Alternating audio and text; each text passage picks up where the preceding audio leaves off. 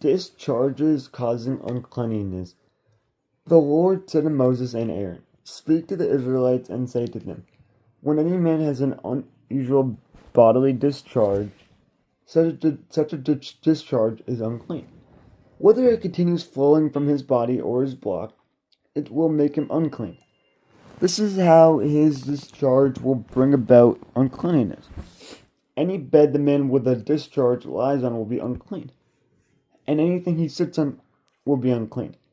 Anyone who touches his bed must wash their clothes and bathe with water, and they will be unclean till evening. Whoever sits on anything that the man with a discharge sat on must wash their clothes and bathe with water, and they will be unclean till evening. Whoever touches the man who has a discharge must wash their clothes and bathe with water, and they will be unclean till evening. If the man with the discharge spits on anyone who is clean, they must wash their clothes and bathe with water, and they will be unclean till evening. Everything the man sits on when riding will be unclean, and whoever touches any of the things that were under him will be unclean till evening. Whoever picks up those things must wash their clothes and bathe with water, and they will be unclean till evening. Anyone this man with a discharge touches without rinsing his hands with water must wash their clothes and bathe with water, and they will be unclean until evening.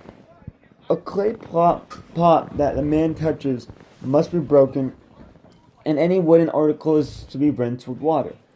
When a man is cleansed from his discharge, he is to count off 7 days for his ceremonial cleansing.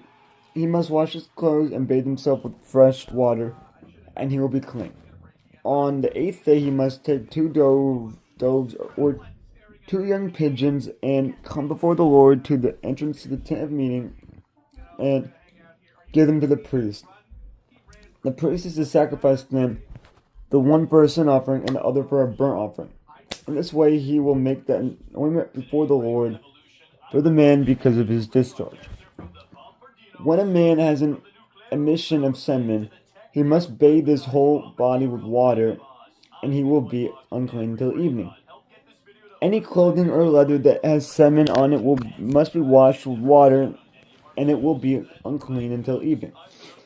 When a man has sexual relations with a woman, and there is an emission of semen, both of them must bathe with water, and they will be unclean until evening.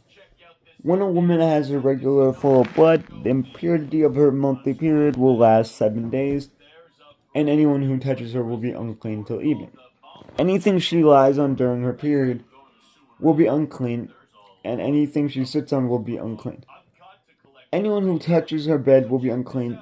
They must wash their clothes and bathe with water, and they will be unclean till evening. Anyone who touches anything she sits on will be unclean. They must wash their clothes and bathe with water, and they will be unclean until evening. Whether it is a bed or anything she was sitting on, when anyone touches it, they will be unclean until evening. If a man has sexual relations with her and her monthly flow touches him, he will be unclean for 7 days. Any bed he lies on will be unclean. When a woman has a discharge of blood for many days at a time, other than her monthly period, or has a discharge that continues beyond her period, she will be unclean as long as she has the discharge, just as in the days of her period. Any bed she lies on while her discharge continues will be unclean, as is her bed during her monthly period, and anything she sits on will be unclean, as during her period. Anyone who touches them will be unclean. They must wash their clothes and bathe with water, and they will be unclean till evening. When she is cleansed from her discharge, she must count off 7 days, and after that she will be ceremonially clean. On the 8th day she must take 2 doves or young pigeons and bring them to the priest at the entrance to the tent of meeting. The priest is to sacrifice one for a sin offering and the other for a burnt offering. In this way he will make anointment for her before the Lord for the uncleanness of her discharge. You must keep the Israelites separate from things that make them unclean, so they will not die in their uncleanness for defiling neither holy places as among them. These are the regulations for a man with a discharge. For anyone was unclean by an emission of semen, for a woman in her monthly period, for a man or a woman with a discharge, and for a man who has sexual relations with a woman who is ceremonially unclean.